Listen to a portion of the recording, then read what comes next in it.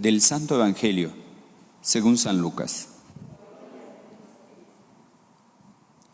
En aquel tiempo Jesús dijo a los fariseos: había un hombre rico que se vestía de púrpura y telas finas y banqueteaba espléndidamente cada día. Y un mendigo llamado Lázaro yacía a la puerta de su casa, cubierto de llagas y ansiando llenarse con las sobras que caían de la mesa del rico. Y hasta los perros se acercaban a lamerle las llagas. Sucedió pues que murió el mendigo y los ángeles lo llevaron al seno de Abraham. Murió también el rico y lo enterraron. Estaba éste en el lugar de castigo, en medio de tormentos, cuando levantó los ojos y vio a lo lejos a Abraham y a Lázaro junto a él. Entonces gritó: Padre Abraham, ten piedad de mí. Manda a Lázaro que moje en agua la punta de su dedo y me refresque la lengua, porque me torturan estas llamas. Pero Abraham le contestó: Hijo, recuerda que en tu vida recibiste bienes y Lázaro en cambio males. Por eso él goza ahora de consuelo, mientras que tú sufres tormentos. Además, entre ustedes y nosotros se abre un abismo inmenso, que nadie puede cruzar ni hacia allá ni hacia acá. El rico insistió: Te ruego entonces, padre Abraham, que mandes a Lázaro a mi casa, pues me quedan allá 5 hermanos, para que les advierta y no acaben también ellos en este lugar de tormentos. Abraham le dijo: Tienen a Moisés y a los profetas, que los escuchen. Pero el rico replicó: No, padre Abraham. Si un muerto va a decírselos, entonces sí se arrepentirán. Abraham repuso: Si no escuchan a Moisés y a los profetas, no harán caso ni aunque resucite un muerto. Palabra del Señor. Únicamente se van a quedar de pie los que van a ser confirmados, los demás pueden sentarse.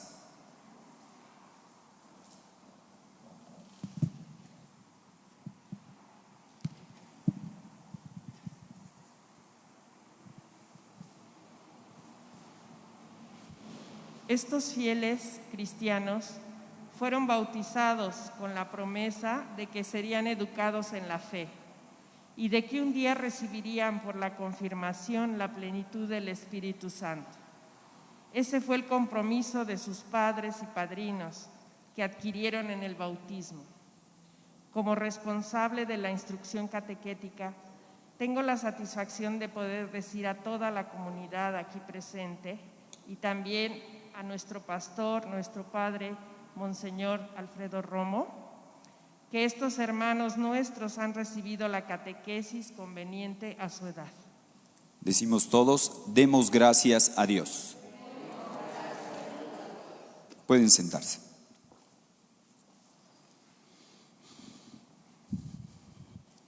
Bien, en este evangelio que hoy nos presenta San Lucas, vemos este pasaje conocido del rico y del pobre Lázaro. Lo primero que hay que decir, citando a San Juan Crisóstomo, hablando sobre la riqueza y la pobreza, decía: no toda riqueza es mala, o no toda riqueza es pecaminosa, que sea mala, ni toda pobreza es buena, es virtuosa. O sea, para que no nos vayamos con la idea de que el rico se condenó por ser rico, por la riqueza, y el pobre se salvó por ser pobre. No, no es eso. No es eso lo que está diciendo el Evangelio. Vamos a tratar de explicarlo bien. Entonces, en primer lugar, vemos cómo el problema de la riqueza en este caso es de que él estaba ciego ante las necesidades de los demás. Y estamos hablando de que este pobre estaba muy cerca de él. ¿Dónde se dice que estaba? En la entrada de su casa. Es decir, no era una persona que viviera por ahí en un país lejano, pues que no sabía quién era. Era una persona que estaba muy, muy cerca. Pero este rico, él estaba cegado en su egoísmo, porque esa fue realmente la causa de su condenación, el egoísmo.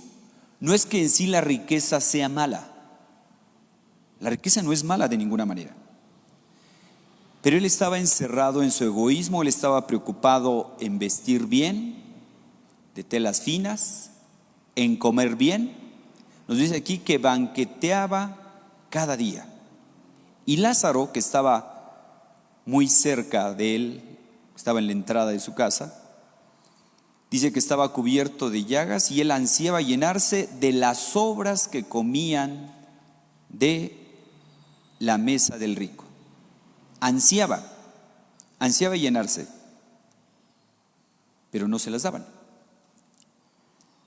Y nos dice cómo hasta los perros se acercaban a lamerle las llagas. Es decir, mejor los perros se apiadaban del pobre que el rico. No toda riqueza es mala, es pecaminosa, ni no toda pobreza es virtuosa, es buena. ¿Para qué nos deben de servir los bienes? Para hacer mucho bien. Porque si los bienes nos alejan de Dios y nos alejan de los demás, dejan de ser bienes y se convierten en males. Los bienes son medios. El fin es Dios. El fin es que utilicemos esos medios para hacer mucho bien. El bien hecho no lo vamos a llevar al cielo. El bien acumulado se va a quedar aquí en la tierra. Pero vean cómo nosotros podemos disponer de la riqueza, de los medios, mientras estamos vivos. Porque este rico, que de hecho el Evangelio ni siquiera le pone nombre, normalmente en una ciudad, en un pueblo, ¿a quién se conoce? A los ricos. Pero los pobres nadie sabe ni cómo se llama. A la persona que ayuda, qué sé yo, en las casas o al jardinero le dicen la muchacha, ¿verdad? No tiene ni nombre. En este caso se da el nombre del pobre. ¿Cómo se llama? Lázaro. Y el rico no tiene nombre.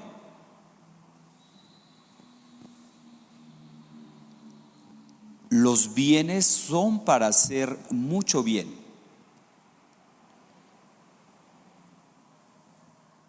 Porque si los bienes nos alejan de Dios, dejan de ser bienes y se convierten en males. Hoy nosotros nos podríamos preguntar, hermanos, ¿yo soy indiferente ante las necesidades de los demás? En estos días hemos venido escuchando sobre la misericordia. Sean misericordiosos como su Padre es misericordioso. Den y se les dará. No juzguen y no serán juzgados. La misma medida que utilicen con los demás será utilizada para ustedes. Hoy nosotros nos podríamos preguntar ante la presencia de Dios, ¿yo soy dócil a las necesidades de los demás? ¿O soy indiferente, como el caso del rico? Él a través de su riqueza pudo hacer mucho bien, pero sin embargo fue indiferente. ¿Y cómo este que había sido rico en vida, que podía comer de lo mejor, los mejores vinos, la mejor comida, cuando murió, estando en el lugar de tormento, nos dice aquí, él ¿a quién le pide ayuda? Al pobre. Al pobre le dice a Abraham, ¿verdad? Padre Abraham, ten piedad de mí, manda a Lázaro a que moje en agua la punta de su dedo y me refresque la lengua, porque me atormentan estas llamas. Fíjense, el que en vida podía haber comprado los mejores vinos, todo de lo mejor. Estando en el lugar del tormento, le pide al pobre que cuando menos le lleve una gotita de agua para refrescarse. Entonces, los bienes materiales, fíjense, podemos disponer de ellos en la vida. Pero y una vez que morimos, ya no podemos disponer de los bienes. Por eso los bienes deben de ayudarnos a ganar el cielo. Quien gana el cielo lo gana todo, decía Don Bosco. Quien lo pierde todo. Mientras estamos vivos, ¿cómo podemos hacer mucho bien? Aún más, después de muertos podemos hacer bien, como hay gente que hace, por ejemplo, fundaciones, y aún muerto puede seguir haciendo el bien. Hoy nosotros preguntémonos, ¿qué tan dócil soy a las necesidades de los demás? ¿Qué tan misericordioso soy con los demás? A través de la pandemia, que ya llevamos pues un año, ¿verdad? Pues yo creo que se han cancelado muchas cosas. Y bueno, pues en todas las iglesias lo podemos ver. Se han cancelado prácticamente todo. Bautismos, se han cancelado, qué sé yo, bodas, 15 años, ceremonias, graduaciones. Pues se han cancelado muchas cosas. Pero tal vez sería interesante que nosotros nos preguntáramos, bueno, ¿qué nos está diciendo Dios a través de esto? Pongo un ejemplo. A la Madre Teresa de Calcuta, como ustedes saben, ella ayudaba mucho a gente pobre, gente necesitada, gente enferma. Y una ocasión llegaron unos jóvenes con la Madre Teresa y le dijeron: Madre, nosotros pensábamos hacer pues una gran fiesta para nuestra boda, pero libremente hemos decidido hacer una reunión pequeña, una reunión familiar, y todo aquello que habíamos destinado para un gran banquete, qué sé yo, de 500 personas, le traemos aquí el donativo para que usted le dé de comer a sus pobres. Pues también interpretemos los signos de los tiempos, ¿verdad? ¿Qué nos puede estar diciendo Dios a través de esta pandemia? Si no podemos hacer una fiesta, si no podemos hacer una graduación, si no podemos gastar en aquello que yo había pensado, pregúntele a Dios, ¿qué me estás pidiendo a través de este acontecimiento?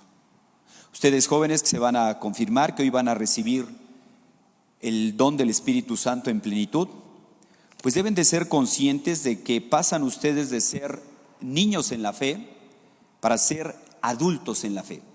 Como sabemos, un niño está necesitado que lo alimenten, que lo cuiden, que lo protejan. Pero un adulto, ya es autosuficiente, ya es capaz de alimentarse, ya es capaz de cuidarse y aún más, es capaz de ayudar a otros. Lo vemos en las parroquias, muchos jovencitos que después de haber recibido sus sacramentos de primera comunión, de confirmación, algunos de ellos ya se quedan como catequistas, jovencitos, y enseñan a otros, transmiten la fe. Porque a eso están llamados jóvenes. Hoy ustedes que van a recibir este sacramento de la confirmación, que van a recibir el Espíritu Santo en plenitud, para que pasen de ser niños en la fe a ser adultos, que den testimonio de su fe, de palabra y de obra. Es decir, pasan a ser soldados de Cristo. Y es lo que hace falta hoy en nuestra sociedad, jóvenes líderes. Pero el liderazgo bien entendido, el jalar, motivar a los demás a cosas buenas, motivarlos a crecer, a ser mejores personas, mejores hijos, mejores esposos, mejores trabajadores, mejores ciudadanos. Están llamados a ser soldados de Cristo. Pensemos en un San Pedro. San Pedro, antes de que recibiera el Espíritu Santo, él le decía a Jesús: Señor, yo te voy a defender Señor, yo daré mi vida por ti.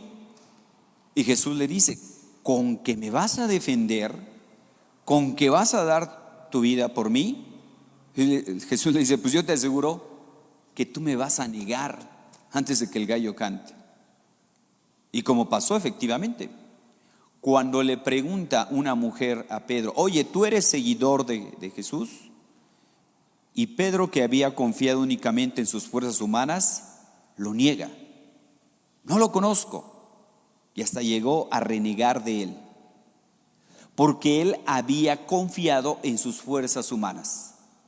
Pero una vez que ya recibe en Pentecostés el Espíritu Santo, la cosa ya cambia. Una vez que ya tanto Pedro como los demás apóstoles que reciben el Espíritu Santo ya va a tener la fuerza para dar testimonio de su fe, de palabra y de obra.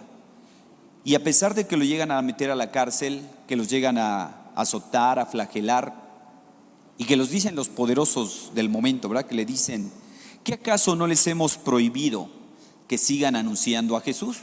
Pedro dice, sí, ustedes no lo han prohibido, pero primero tenemos que obedecer a Dios y después a los hombres. Fíjense qué diferencia. Cuando nosotros confiamos únicamente en nuestras fuerzas, el miedo nos va a ganar. Pero si nosotros confiamos en Dios, con la fuerza del Espíritu Santo, podemos ser capaces de dar testimonio de palabra y de obra, con testimonio de vida. ¿Cuántos mártires a lo largo de la historia han dado su vida? Desde jovencitos, desde niños, adolescentes, hasta gente mayor. Pensemos en los mártires mexicanos, qué sé yo, un José Sánchez del Río, este jovencito mexicano de Michoacán, zaguayo. Él a sus 14 años que lo tomaron preso por ser católico y le decían, reniega de tu fe y te vas a salvar. Humanamente este jovencito tenía un futuro por delante, 14 años. Pero él no reniega de su fe y lo torturan, incluso le empiezan a cortar la planta de los pies y así lo hacen caminar por las calles del pueblo. Y él no renegaba de su fe y aún más decía, nunca ha estado tan fácil ganarse el cielo. Fíjense, 14 años, un niño prácticamente, pero él tenía la madurez, la fortaleza, la certeza de la fe que le decía que no iba a acabar todo con la muerte, que habrá resurrección. Nunca ha estado tan fácil ganarse el cielo. Otro mártir de esa época, pensemos en el beato Anacleto, que de hecho es el santo de los laicos. Él era un gran abogado, él era una persona excelente, una persona muy preparada, una persona que hizo mucho bien en su tiempo. Pero igual lo tomaron preso y le pedían que renegara de su fe. Y él en ningún momento renegó. Incluso le pedían a ver cuál es tu última voluntad. Se acercó por ahí el general y le decía, ¿verdad? ¿Cuál es su última voluntad? Y dice Anacleto con una entereza tremenda, ya estaba ahí el pelotón para fusilarlo. Le dice, ¿no se le ofrece nada? ¿Tiene su última voluntad? ¿Cuál es su última voluntad? Y él le dice, Anacleto, dice, no, mi general, no se me ofrece nada. ¿Y a usted no se le ofrece algo? Porque como usted sabrá, los abogados aquí en la tierra, pues intercedemos por los demás. Y dentro de unos momentos voy a ir al cielo. ¿No se le ofrece nada? Imagínense, esa entereza, esa certeza. Este general se enfureció mucho, ya pues mandó que lo ejecutaran, pero de todos los soldados que estaban ahí le tenían tal respeto que ninguno de ellos se atrevió a dispararle a él. Dispararon al cielo. El general, muy enojado, trajo otro pelotón. Únicamente uno se atrevió por ahí a disparar, que le pasó por ahí por un lado. Pero estaba tan enojado el general que ya directamente mandó a alguien a que ya lo mataran ahí. Pero fíjense, cómo muchos de esos, los mártires de esa época, de la época de la persecución aquí en nuestro país, en muchos de esos lugares, de los mártires mexicanos, dicen que la sangre de los mártires es semilla de cristianos. Y gracias a que ellos tuvieron la fortaleza que les dio el Espíritu Santo para dar testimonio de la fe, nosotros ahorita podemos gozar de paz, de libertad, cierta libertad religiosa. Pues bien, así que ustedes jóvenes que hoy van a recibir el Espíritu Santo, recuerden eso, que están llamados a ser soldados de Cristo, que den testimonio de su fe en su realidad concreta, en su trabajo, en su oficio, en el estado de vida que Dios los llame, que sean buenos esposos, buenas esposas, en su profesión, que sean personas rectas, muy profesionales, sirviendo a los demás, sirviendo a Dios, dando gloria a Dios en todo lo que hagan.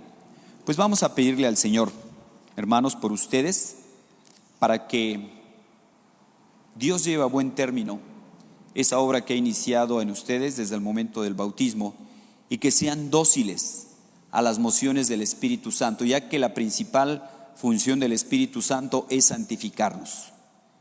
Traten al Espíritu Santo, sean dóciles a sus mociones y déjense guiar.